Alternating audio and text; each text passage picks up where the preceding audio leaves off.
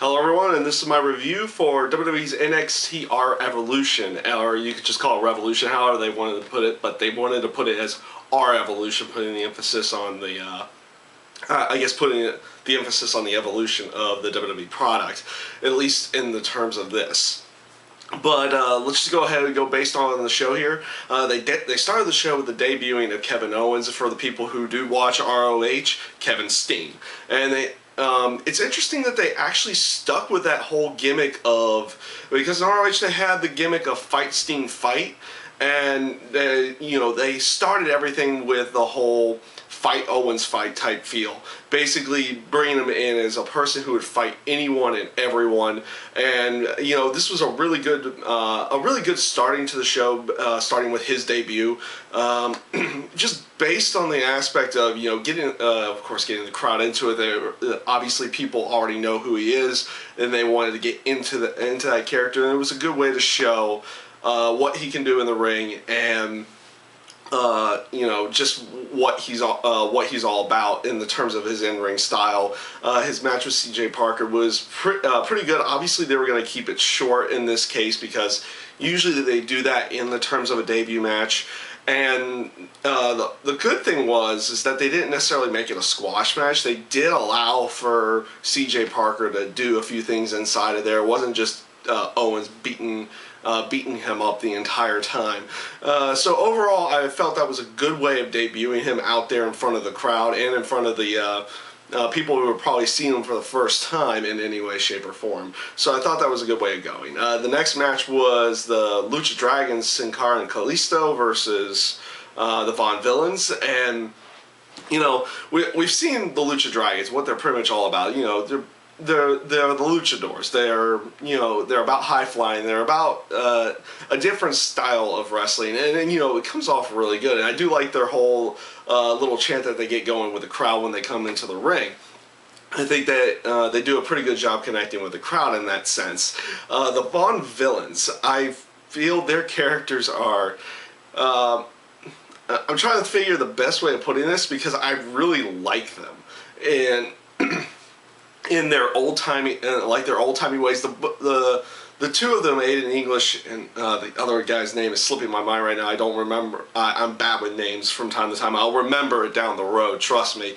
But the two of them come off as like these classical type characters, even down to their entrance with how they have the black and white entrance, and they have the little announcer guy in the background bringing them both out. I feel like they do a really good job, getting these characters around. And in all honesty, the match itself was again, it was a fairly short match. The matches right from the get-go were fairly short ones until the last three. You've got three really quick ones, and there were three really kind of long ones in there. But what they did during this time with the tag team title match, I felt they did a relatively good job. Both teams got themselves relatively over in this case, and of course they weren't ready to take the tag team titles off the Lucha Dragons yet. We'll see if they continue with this. If they continue on with this type of feud, or if that was just the kind of blow off for this, or if they continue on with this feud down the road. I kind of hope they do. I like where the Von Villains are going, and I do like where the Lucha Dragons are going right now. So, yeah, well, hopefully they'll keep this feud going, and we'll see where they actually go with that as well. Next, you had the Baron Corbin match, which, they basically have been building him as this like really quick power guy who gets his matches done really quickly. And over the past few weeks, I would say weeks because it hasn't been too long, but they've been the last like 3 shows before the special. They've had him and Bull Dempsey kind of going back to back and trying to outdo each other in terms of doing quick matches, and they basically use this time to continue on their feud, which I'm actually okay with, because they didn't really spend that much time building for that type of a match between the two of them, and what they're going for, like the two powerhouses going at it together. Hopefully we'll see that at maybe their next special, or they'll continue this feud and finish it off in one of their NXT tapings. I'm kind of hoping for the next special, which I think will probably be sometime in March. Who knows when that? Who knows when they'll be? They try to do them every 3 months, which I do like as well. That they don't necessarily do NXT specials all that much. They seem to come off as more special in some way, shape, or form. You got that feel and vibe from the crowd, and just in the sense of everybody going out there, is that these events to them actually are special to them in some way, shape or form. It's not something they do on a monthly basis. You get them every 3 months or something in that sense. Next is the Ascension and Hideo Itami and the Finn Balor, or basically Kenta and Prince Devitt match. And we'll go off and say this. I'll have to start this right from the get-go. Basically, the entrances. Obviously, the Ascension have had their entrance the entire time. It's always been a really good one, but we've seen it plenty of times. Hideo Itami's, if anything he needs work on is kind of his entrance. I did not necessarily like the gi aspect to his entrance in this case. It didn't really come off as anything special or anything like that. I'm kind of hoping they go a different route with Hideo Itami in the terms of, not just making him a stereotype of any kind. Obviously, in his in-ring actions and everything, they're not making him come off as a stereotype, and his actual speaking is not in that way either, but just in the terms of a look. And honestly, the best way I could put it is that tonight he looked like Goku outside of the fact that he didn't have spiky hair. So I'm kind of hoping for something better from him down the road. But now comes to Finn Balor's entrance with the body paint. I'll be honest, I've not seen Prince Devitt do one of these entrances in his indie days. The way he comes off with the body paint on during that entrance was great. It just came off so well with his mannerisms and how he portrayed himself going to the ring, and the design he came up with was just amazing looking with the teeth and everything. It just made him come off like this dark, demented type character, and I felt like that was what he was going. You felt like that was what he was going for, and that's what he came up with and pulled off so well doing his entrance. Now for the match. The match itself, I felt, was really good, and they did, basically them telling the story. And kind of telling the story of how, the Ascension had been beating up Hideo Itami, and basically Finn was there to help out. So you had the Ascension working over Itami the entire time, of course, working into the actual hot tag and everything. So I felt like they did a really good job telling the story of what this feud has been about this entire time. Was basically the new guys coming in and thinking they're actually something big, and these guys and the Ascension, the veterans there, were trying to bring them down. Obviously, they went. Obviously, in this case, since they're relatively new to the NXT area, they had Itami and Finn Balor actually go over. In this case, I loved the ending with a double stomp. I thought it was a really good finish. And this one brings to the Charlotte Sasha Banks match. NXT has shown one thing. If there's one extra thing that they've shown in the terms of maybe to WWE higher-ups, that if you give the women a chance and time, they can captivate the crowd in some way, shape, or form. The two of them did a really good job in this match, just coming off of, playing off of each other. You kind of have the, Sasha Banks, the small one, but still playing the heel in every sense of it. And then you have Charlotte, who does play, calling herself the genetically superior diva to everyone else, but is, kind of playing the face in this case, because she doesn't necessarily need someone's help to get herself over and pulling off victories in there. So I like the way they just worked off of each other, and obviously they played along with the whole fact that they did the beautiful, fierce females together and everything like that. And you felt like the entire match it flowed really well between the two of them. It came off great. And like I said, they captivated the crowd for pretty much the entire match. I like how Charlotte throws little tidbits of Ric Flair in there, but not that much. Like whenever it seems like every time she goes for the figure four, it gets reversed or something in that sense, and then she'll throw a chop or something in there. She plays off the fact that she is Ric Flair's daughter, but not that much. She kind of comes off as her own type character, and I felt like they've been doing a really good job with that. The match tonight was really good. Obviously, this is probably more of a blow-off match, especially since they did not have Sasha win the title. And I'm not sure when they're going to be calling up Charlotte to the main roster, or if that's going to happen anytime soon in that sense.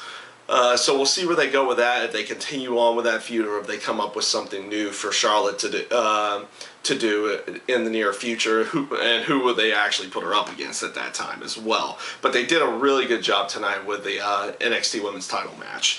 This leads to the main event, which was Adrian Neville, Sami Zayn, and what can you say?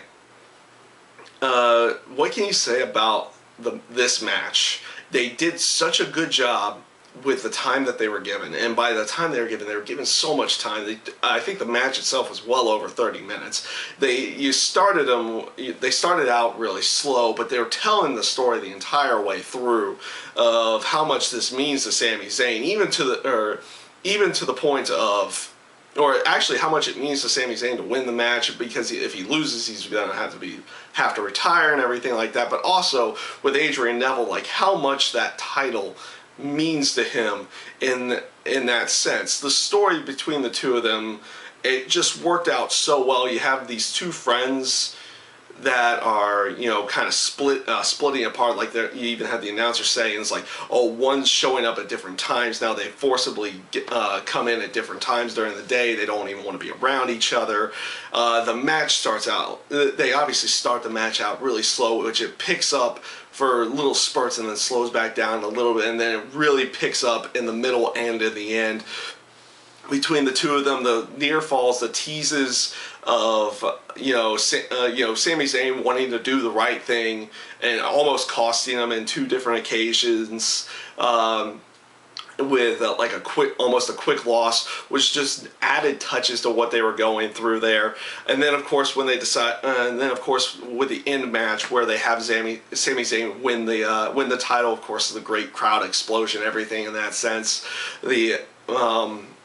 And then the celebration afterwards. I liked how Neville, he almost felt like he was gonna, the only time, he doesn't really necessarily play a heel in the terms of his actual talk and everything and his actual character, but his in-ring has kind of become heelish, almost in the sense that, he was trying to do everything in his power to keep the title. So he would even do something like try to hit Sami Zayn with a belt or something like that. And I love the spot at the end of the match with Sami Zayn doing the, if you go back to the whole Piper Bret Hart match at WrestleMania 8 where Piper had the bell and he was debating on whether or not he wanted to hit Hart with it because they had been such good friends, and of course Piper had just done like a full face turn in that sense. That spot with Sami Zayn and the title belt, and conflicted whether or not he wants to use the belt, kind of brought me back to that spot. I thought it was a really good spot in there. And then of course at the end of after the match was over with the celebration, you had, and you almost felt like you were going to get a full heel turn from Adrian Neville, when it's like you have Sami Zayn put his hand out to shake it, and Neville kicks it away. It's like, oh, he's going to turn it on. No, he actually just, he kicks it away in order to be able to hug him, and it's like, okay, they're friends again. Which brings to the whole aspect, like, you felt like something was going to happen with how long they went with this celebration. And that does bring to the, of course, Kevin Owens being out there. If, again, people who do watch ROH know, with Sami Zayn, Kevin Owens, and their characters from ROH had an extremely long feud. over there, and they're going with that really quickly here. And I'm kind of shocked that they did, you know, having Owens actually attack Sami Zayn after the entire celebration was over and everything. I was kind of shocked that they went this quick with it. Only because I thought they would have waited. If they wanted to go really quick with it, they would have waited for, you know, the Adrian Neville to have a rematch or something in that sense, and then they could have started some kind of feud. But they went with the start right here. It makes you wonder whether or not they're going to actually do that type of rematch with Neville and Sami Zayn, or, you know, play the whole storyline of, you know, contractual title match type deal. So you pretty much get the feeling that Sami Zayn, Adrian Neville's over with. Now they're going towards Kevin Owens and Sami Zayn. And like I said, I was just really shocked that they decided to go that route so quickly in. I figured they would do it at some point in time, but it makes you think they wanted to get this kind of done out of the way really quickly, because maybe they're going to be calling Sami Zayn up in the very near future or something in that sense. So we'll see where they go with that storyline. If anybody's, you know, seen what they've done in the past, it should be really fun and a really good feud to see and watch. And we'll see what kind of story they come up with here, or if they just go with what they had done back in the ROH days, or maybe they'll come up with something fresh and new for the two of them, and see what they come up with for Kevin Owens and Sami Zayn. So overall, I thought this show was great. I thought they did a great job producing this show. Like I said, from the beginning to the end, just the way that they build this up it makes it feel like it's special in some way, shape, or form. Like like a lot of old WWE pay-per-views back in the way back, you know, they didn't happen that often. So when you saw them, they felt special, and the storylines they had built up for months and months and months and months and months, and then you get the big payoff at the special event, and that's what you got tonight. And I was really glad to see something like that tonight. The show was just great and phenomenal. So that's my review for NXT REvolution, and I thank you guys for watching.